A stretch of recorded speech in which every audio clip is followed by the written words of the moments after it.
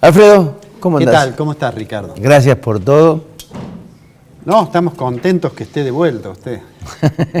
Y todos pensábamos que como consecuencia de ese viaje se había firmado el acuerdo con la Unión Europea. Vamos a hablar de mi impresión de por qué hay esta tranquilidad cambiaria. Vos vas a hablar después del acuerdo con la Unión Europea-Mercosur, vas a hablar con Marcos Cohen-Arás y con Francisco Vaccaro. Así que no voy a tocar ese tema, simplemente te voy a decir dos cosas de ese tema. Creo que hay dos cuestiones en las que hay que tener algún cuidado y que uno no debería estar de acuerdo. Lo primero es en esta sensación de que hay algunos que dicen de que esto es un milagro y que se resuelven todos los problemas, y hay otros que dicen que esto es una tragedia, ¿no? Me parece que no hay que caer en eso, que eso de... No es ni una cosa ni la otra. Correcto. Me dio cierta pena porque lo escuché a Axel Kicillof decirlo de la tragedia, y digo, un hombre formado en teoría económica que diga eso aún antes de conocer cuál es el contenido final del acuerdo, a pesar de que algunas cosas debe conocer, porque cuando fue ministro Argentina claro, negociaba el acuerdo. Me parece que son esas cosas en que se usan más la palabra, el discurso, que el análisis y que el pensamiento, ¿no? Se usan políticamente pensando que no existen los archivos. Sí, además. Que los archivos se van a olvidar de lo que fueron o lo que dijeron en algún determinado momento, ¿viste? Y la otra cosa que hay que tener cuidado es entre aquellos que creen que el mes que viene se va a ver algún efecto, ¿no es cierto? Ignorando que el proceso, primero sigue el proceso de pasar a cláusulas específicas del acuerdo que se ha pactado. Y por la discusión en el Congreso, que va a ser durísima. La discusión en el Congreso, y no solamente en Argentina, en Francia seguramente se va a discutir también bastante. Entonces digo, los que creen que hay efectos inmediatos versus los que dicen, no, acá no va a pasar nada. Y piensan que el acuerdo finalmente no va a llegar a concretarse. A mí me parece que las dos posiciones son equivocadas, me parece que finalmente el acuerdo, por la fuerza de las circunstancias, va a terminar reglamentándose y a lo mejor de acá 3 o 4 años comienza a tener un poco más de vigencia. Pero bueno, eso lo vas a hablar mejor seguramente en el otro bloque.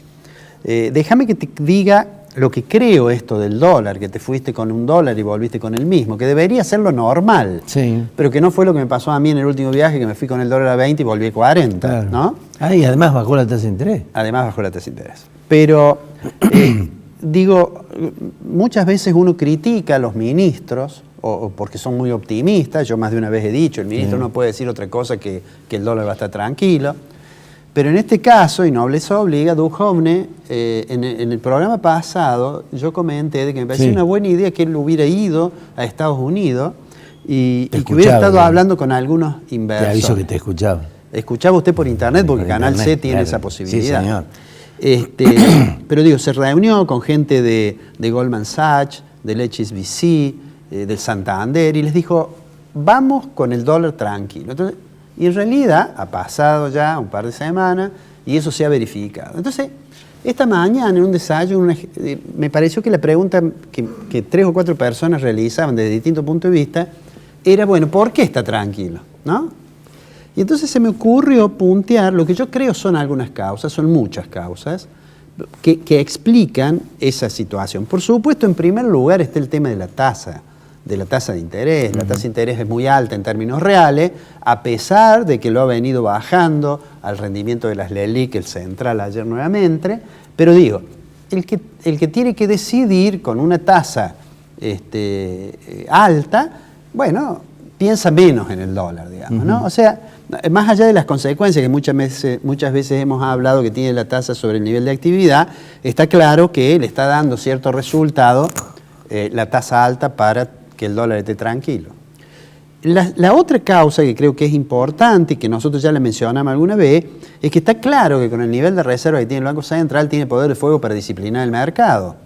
Y lo tiene además porque las reservas son altas, pero además porque ha logrado que el Fondo Monetario no se preocupe demasiado y le autorice la posibilidad en una eventual corrida contra el peso de utilizar dólares que le ha prestado en una magnitud inusitada en aquel préstamo que en algún programa analizamos, pero digo, ese poder de fuego con la veña del Fondo Monetario a más de uno lo hace pensar si vale la pena especular contra el peso.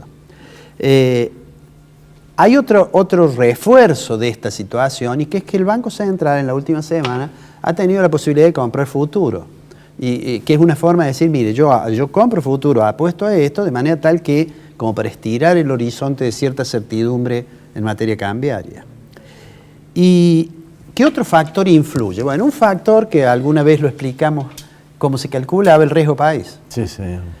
Nosotros estamos grabando a las 2:30 y el riesgo país de Argentina está en 802.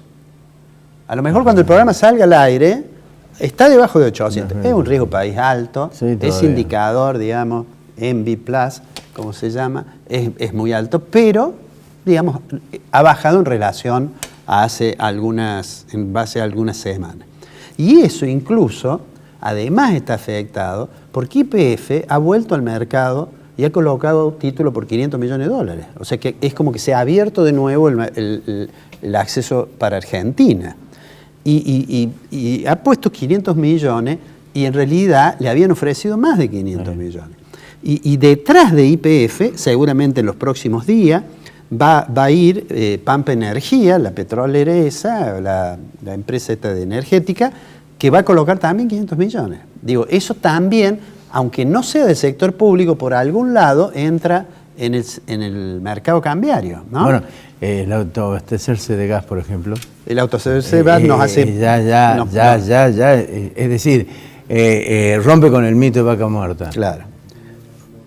Rompe con el mito de vaca muerta, es decir, vaca muerta produce. Produce.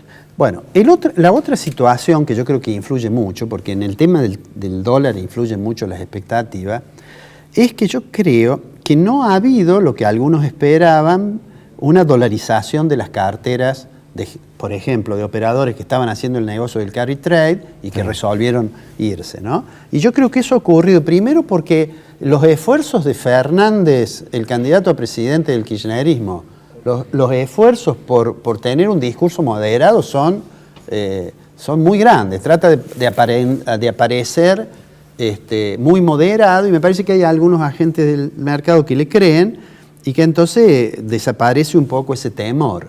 Junto con eso, en estas semanas, probablemente has visto, aunque estabas afuera, ha habido información como que hay una cierta recuperación de las posibilidades de reelección de Macri, y eso también me parece que contribuye a que no haya una dolarización de carteras importante, y además ya hubo en las corridas anterior una dolarización, de manera tal que ese es otro elemento.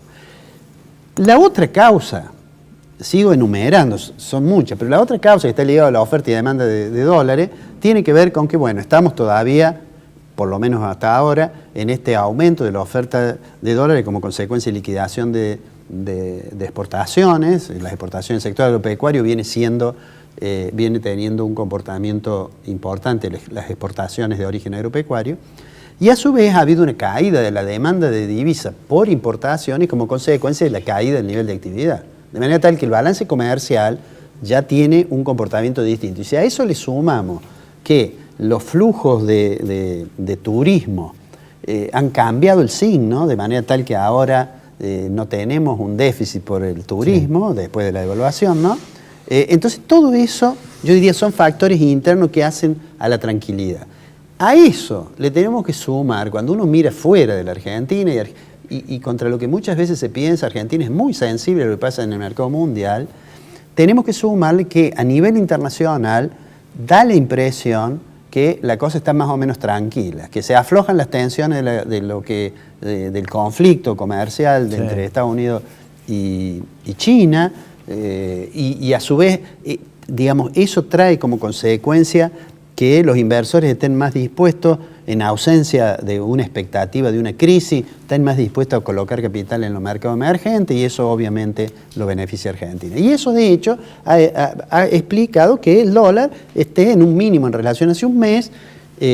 Alguien se podría preguntar, y hoy me lo preguntaron, bueno, pero ¿no vamos camino al atraso cambiario de nuevo? Entonces ahí hay que tener algún cuidado, porque cuando uno calcula el tipo de cambio real, en realidad algunos socios comerciales nuestros también tienen su moneda apreciándose de manera tal que, por ejemplo, el tipo de cambio real bilateral con Brasil no sufre porque en realidad Brasil también tiene una apreciación de su moneda doméstica. Bueno, todas esas causas, creo yo que son las que explican que el mercado, que el tipo de cambio esté tranquilo, que ese precio que parecería ser el precio más importante de la economía argentina, sí. Porque cuando se mueve el dólar todo el mundo se pone nervioso, aún aquellos que no tengan dolarizado su estructura de costos, por ejemplo, y cuando el dólar está tranquilo parece que todo está tranquilo, aun cuando los problemas de la economía argentina sigan estando como estaban.